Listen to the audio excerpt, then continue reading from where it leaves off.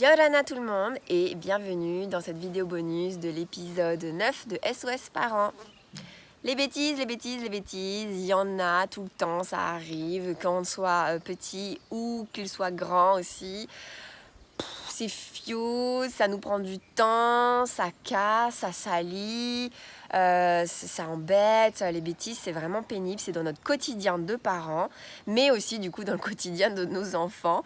Mais alors, pourquoi est-ce qu'ils font tout le temps ces trucs-là qui embêtent tout le monde? Eh bien, très souvent, ça va être parce qu'ils ont besoin de se valoriser. Donc, ils font des choses pour nous montrer qu'ils savent faire, mais ils n'ont pas encore toujours la dextérité qu'il faut. Alors, ils n'ont pas toutes les informations, mais ils nous voient faire, donc ils ont aussi envie de nous imiter et puis peut-être de nous montrer, voilà. Mais ça dérape, ça se passe pas vraiment comme ils ont prévu.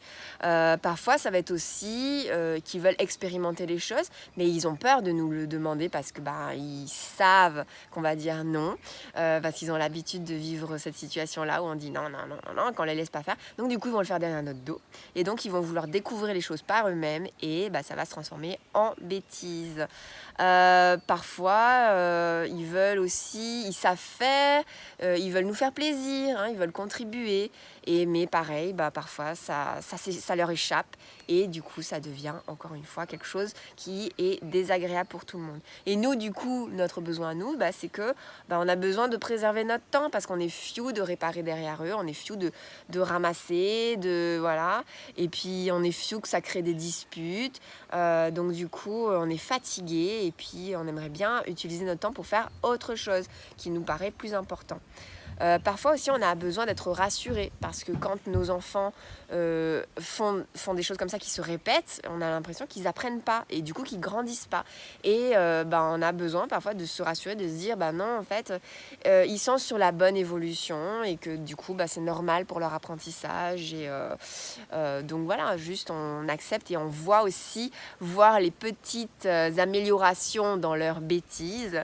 Voilà, au début c'était une énorme bêtise, et puis après c'était une bêtise un peu moins grosse. Voilà, ça peut nous rassurer là-dedans. Un premier outil aussi, ça va être par exemple de changer notre vocabulaire, notre perception de la bêtise, justement. Parce que finalement, qu'est-ce que c'est une bêtise? Eh bien, ça va être parfois un accident, hein, comme on le disait, ou comme dans l'épisode là, c'est juste un accident, ça a dérapé, c'est quelque chose que les enfants savent faire, mais que là ça s'est pas passé comme prévu. Il y a eu un élément différent, soit on avait les mains mouillées, ça a glissé, soit on avait prévu de faire ça, mais quelqu'un est arrivé, et donc ça s'est pas passé comme ça a créé une dispute, soit voilà, c'était un accident, quoi, c'était pas prévu comme ça. Parfois c'est une expérimentation, c'est une expérience. C'est voilà, comme je disais tout à l'heure, les enfants ils ont besoin de faire pour apprendre, et on n'était pas derrière, ou ils nous ont pas attendus parce qu'ils avaient peur qu'on les réfrène. Donc ils ont fait cette expérience là, mais ça s'est mal passé.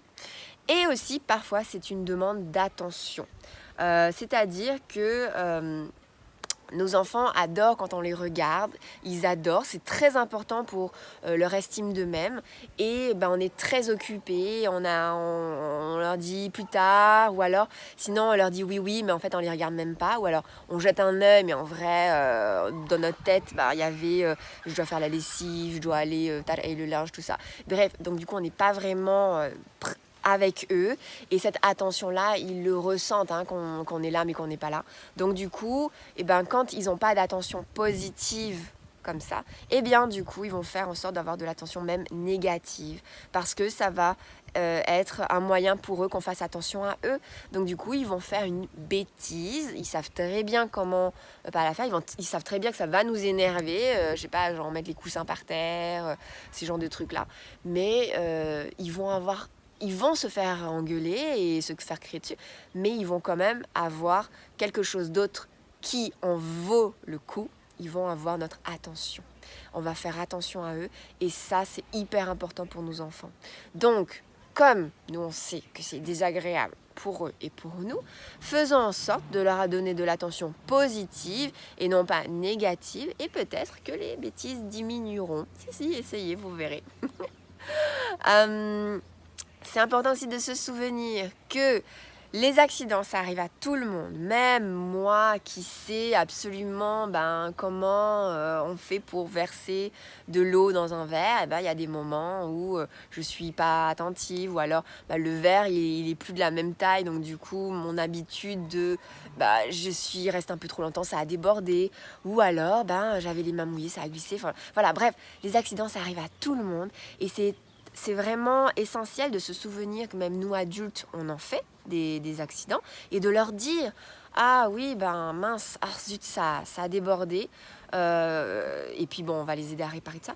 Mais moi aussi, je me souviens une fois, là, j'avais la tête ailleurs, ça en a mis plein sur la nappe et tout. Voilà. Ça va leur permettre de baisser leur culpabilité, parce que quand il y a de l'eau sur la table, ils savent très bien ce qu'ils ont fait de mal. Je veux dire, ils sont intelligents, nos enfants, donc ils savent bien, on n'en a pas besoin d'en rajouter. Par contre, ils ont besoin de se souvenir que ça arrive à tout le monde, et que nous aussi on est passé par là. Ou, ah oui, moi quand j'étais jeune aussi, parfois je tombais sur la route quand je courais et tout ça. Oui, ça arrive, et il y a des fois, encore adulte, je trébuche, je vois pas le trou, et je tombe dedans. Ça arrive à tout le monde. L'indulgence, les amis, c'est hyper important.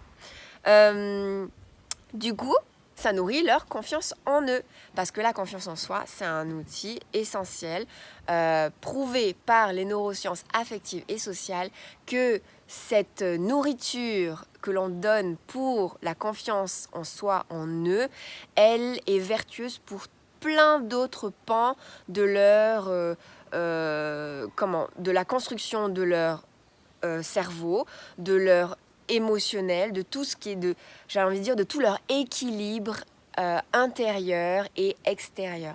La confiance en eux, c'est un peu comme des vitamines pour que tout se construit de façon solide à l'intérieur d'eux, au niveau physique, émotionnel, et j'en passe. Enfin, voilà, c'est vraiment, ne soyons pas avares, donnons-leur généreusement des compliments et des encouragements surtout, parce que ça va être de la nourriture qui va être vraiment bonne pour eux. Je mets quand même une petite parenthèse sur les compliments, je pense qu'on va le revoir dans une autre vidéo. Juste, il y a une façon aussi de faire des compliments pour que ça ne devienne pas de la nourriture trop grasse et sucrée pour eux, parce que à force de donner aussi trop de compliments dégoulinants, eh bien, ça peut aussi faire l'effet inverse. Donc là, je ferai une autre vidéo là-dessus. Donc, je ferme la parenthèse. La confiance en soi, c'est vraiment hyper important de la valoriser, de la nourrir, et de rassurer l'enfant par rapport à ça, pour qu'il se construise de façon solide dans les autres pans de sa vie. Un autre outil très très important, la réparation, évidemment.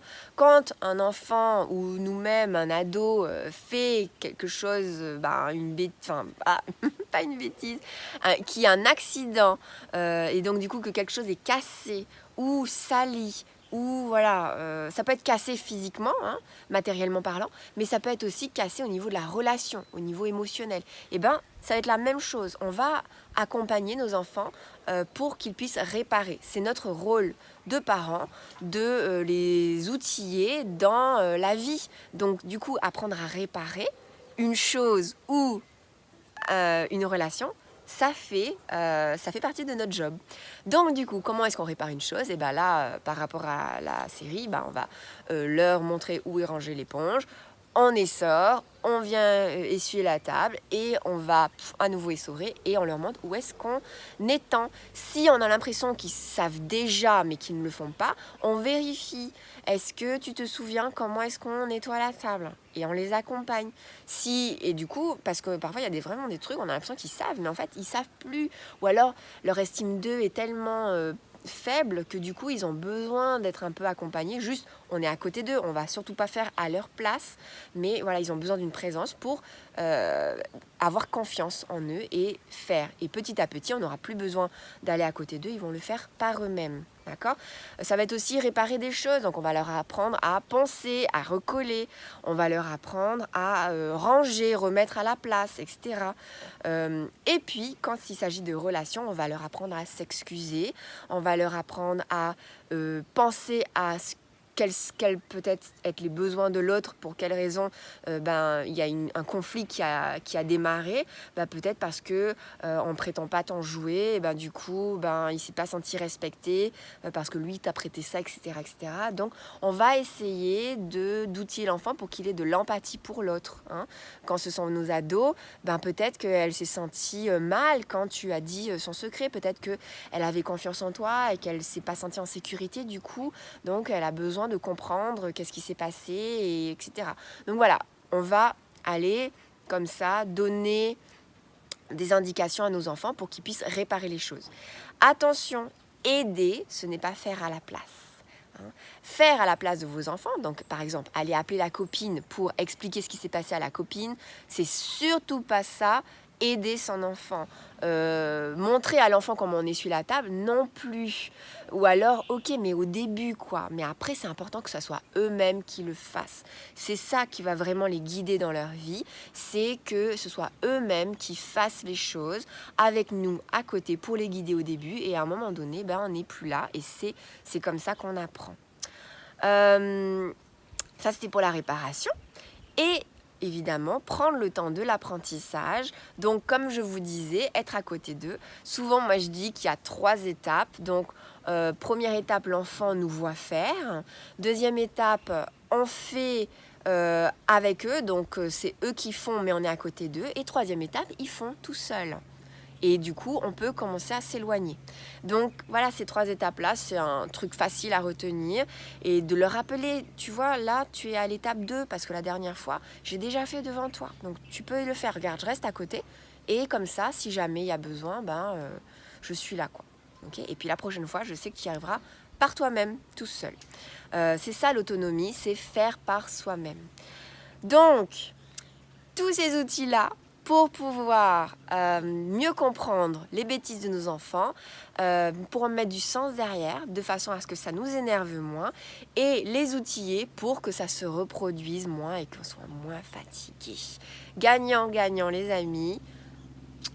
Allez, changeons le monde en nous pour eux. Nana.